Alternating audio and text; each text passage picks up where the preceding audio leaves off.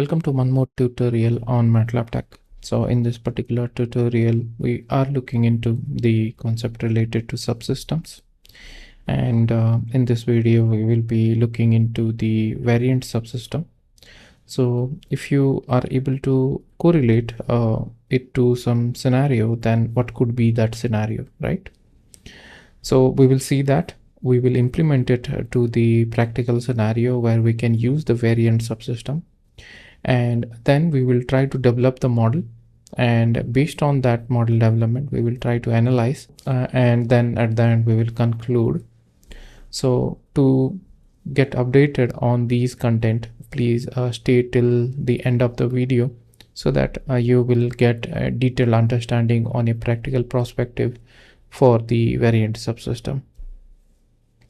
So consider a scenario like where you have a electric vehicle, right? So you have an electric vehicle. In case of electric vehicle, the most important thing is the battery, right? So when you see an electric vehicle, definitely it will have some battery, and usually when you do charge, then you will be able to see some indication like 10% or 100% of SOC, right? So basically what is SOC? The total charge it can store, and what is it is currently storing. So current charge and total charge it can store. So that ratio into 100 is called the SOC of the cell, right? So the total charge it can hold and the current charge it is having depends on the type of chemistry, and that's why the batteries are usually different, right? So usually in the market we do have many varieties of the batteries, right? So based on that we will having a different SOC OCV curve as well. So consider in this example you have three types of battery. First is a NMC battery, next is a LFP battery, and here you will have a lithium acid battery, right? So based on this you will have multiple SOC OCV curve. Usually the SOC is determined based on the voltage, right? So suppose you have a voltage over here, then you will have a correspondingly an SOC which you can get. Like here you can consider this as 100%. So in that case, maybe what is the maximum value of the voltage that you will get, right? If you are getting some voltage around here, then this will be the SOC, maybe 10%, right? So that is how usually you determine what is the SOC based on the voltage. Okay, so here the point is in the model that we will be implementing is it will receive the SOC, because SOC will be calculated from the algorithm, and then it will predict a voltage, right? So voltage will be our output, and we will also give the SOC. This will help you to verify because voltage we can read directly, right? So this will help you to verify whether the SOC is correct or not. Okay, so this implementation we will do, and in our implementation we do have three variants. The first one is NMC, the second one is LFP, and the third one is lithium acid. Okay, so why we need a variant subsystem in this case for the first time, right? So in this case, basically why we need the variant subsystem: when you do launch any product, right, with some software, then you can develop that with considering like all the types of variant of the product, so that whenever you need to activate a particular type of variant for a defined product, right? So if you are using NMC, then you will be using the features which are there in the software for the NMC, right? If you are using LFP, then same, you will deactivate the feature over here which is used for NMC, and you will activate the feature over here for the LFP. So that way you can reduce the amount of time that is needed to develop the software, and that can be used for multiple variant of the software, right, or variant of the products. In this case we are considering the battery as an example. Okay, so let's jump into the MATLAB model that we have, and then we will do analyze how we are doing this. So to basically understand the model, we need to understand what is the data that we are going to use for this model, right? As we have different type of battery, so we need to understand that. So if you consider this, right, so what we have in the data is 0 to 100% of the SOC. And then we also have the voltages that is related to NMC and LFP and the lead acid battery, right? So 100% means in case of NMC, it is 4.2 volt, and in case of LFP it is 3.6, and in case of lead acid it is 2.25, right? So this data we are taking into our system and we are doing the implementation. So the first command that we did is closing all the relevant things which we already opened and reading this Excel sheet. So this Excel sheet is present over here, and then we are reading this. So as we already know, like the Excel read command has multiple outputs. So we will just consider the first output because this contains all the matrix related component which you are able to see, which is the double format, right? For a variable, we have the double format, and that we will use directly in the system. Okay. So that we are using in a lookup table that we will see later on. So first is reading of this Excel sheet. Second is defining the variants. So we have three variants. So in this case, we will be defining three variant variables in the Simulink environment. So for that, we will be using the Simulink and then Variant.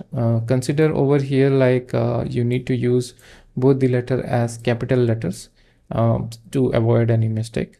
And there you can mention any variable, like this variable will be same for all the variants, but you need to give the corresponding value.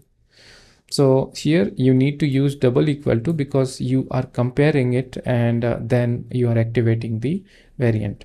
So if the cell value is 1, then you will be activating LFP. If your cell value is 0, then you are activating NMC, and whenever your cell value is 2, then you are activating the lead acid feature. Okay, so these are the variants that we have included in this particular Simulink variants, right?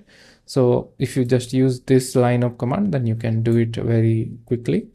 And yeah, based on that, what we did next is the implementation of the cell, right? We created a variable called cell and we assigned it to 1. So in this, what we did, we assigned it to 1. Because of that, the 1, which is the LFP variable, right, that gets activated, and that's why we are opening the system now and trying to simulate. Same thing is repeated for all the variants over here, like 2 cell equal to 2 and cell equal to 0, and we are doing the same thing, opening the system and doing the simulation. So let's jump into the model and what is happening in the model. Let's see and analyze. So this is the model that we have. So whenever you see this sim battery variant subsystem, so this is the same file which we opened here. And if you just double click on the first block, so this is a state flow block which you can correlate. If you do not know the basics of the state flow, then you can check our tutorial in the state flow, and maybe that will make you clearly understand this model. Okay, so first is the SOC stable state. So we are assuming that SOC is stable, and after 1 second, if the SOC is less than 1.1, here it is considering 1.1 means 110%, just to avoid like extra increase in the SOC. And here every time it will increase every 1 second 0.1. So 10% increase in the SOC will happen, and then it will come back again to the stable SOC, and this cycle will repeat. And here initially this SOC will be 0.1, which is basically 10%, and every cycle when it is going through after 1 second, it will increase the SOC by 10%. So first will be 10, then it will be 20, like that it will be.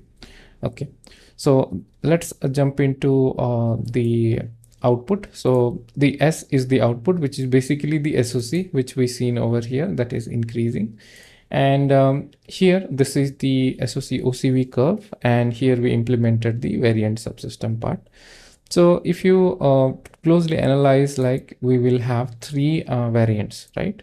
So if you see the variant subsystems looks like this.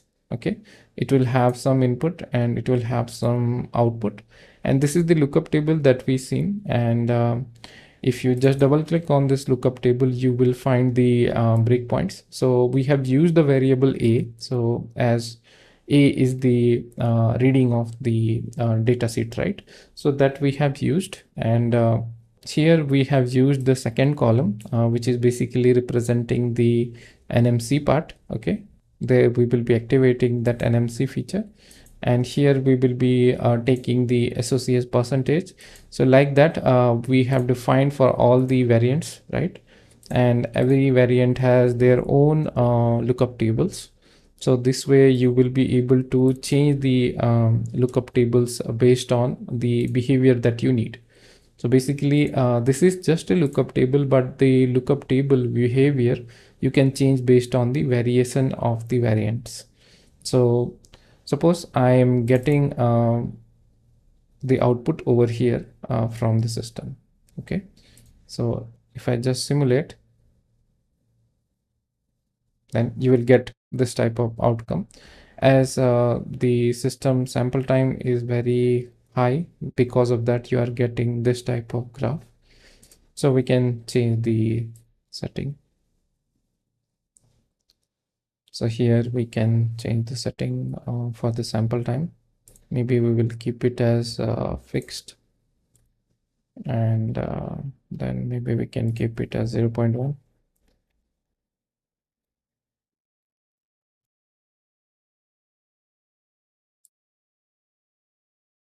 Okay, let's simulate it again. Okay, let's change it to 0.01.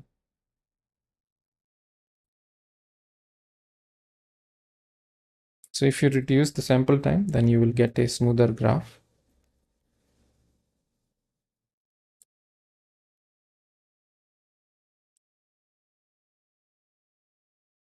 Yeah, so you are getting a smoother graph through the time. And this graph will change. Basically, the behavior will change based on the variant that we are selecting. So suppose now I selected a different variant. So suppose I press Command Enter. Okay, so my model got simulated, and if you see, the output is a little bit different compared to what we got in the previous one. And here we are activating the lead acid cell, right? So lead acid cell will be activated, and that behavior will come. And over here we will be activating the NMC LFP part. Okay, so the third variant, that is over here, the LFP part gets activated.